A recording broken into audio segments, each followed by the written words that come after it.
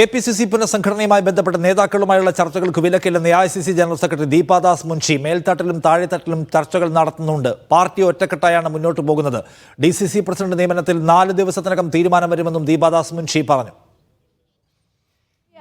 To strengthen the organization from AICC. I have nothing to do in Kerala politics. I have only come to strengthen the party. I have to discuss with every leaders. That is my duty only. So you will be continuing it, man. You will be continuing this. Yes. Why not? I am continuing for last 1 year till I have been appointed here. I am discussing with everyone at every level, not just the leaders. I am discussing in the district level, in the mandal level, even in the booth level.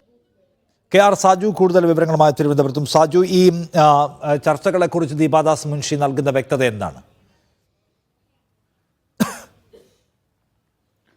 Deepa Das Munshi നൽകുന്ന വ്യക്തത KPCC പുനഃസംഘടനയുമായി ബന്ധപ്പെട്ട ചർച്ചകളുമായി താൻ മുന്നോട്ട് പോകുന്നു എന്നു തന്നെയാണ്.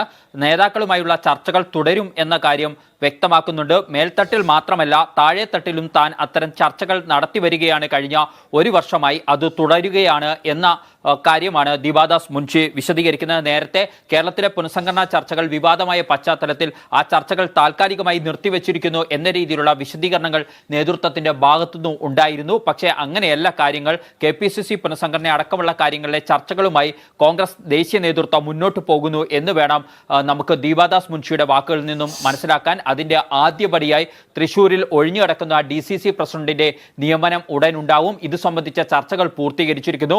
4 ദിവസത്തിനകം തീരുമാനം ഇക്കാര്യത്തിൽ പ്രഖ്യാപിക്കും എന്നാണ് ദീപാദാസ് മുൻഷി ഇപ്പോൾ അറിയിച്ചിരിക്കുന്നത്.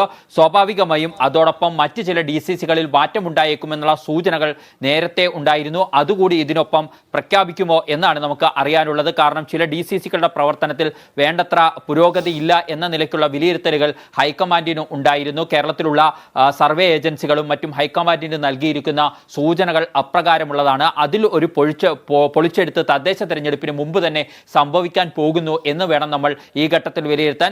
KPCC അധ്യക്ഷനെ മാറ്റുന്ന കാര്യത്തിലുള്ള തീരുമാനം വൈകിയാലും KPCCയിലെ ചില പുനഃസംഘടനകൾ ഉണ്ടാകാനുള്ള സാധ്യതകളുണ്ട്. ഇതെല്ലാം വേണം താൻ ചർച്ചകളുമായി മുന്നോട്ട് പോകുകയാണ് എന്ന് ദീപാദാസ് മുൻഷി പറയുന്നതിൽ നിന്നും നമുക്ക് വായിച്ചെടുക്കാൻ.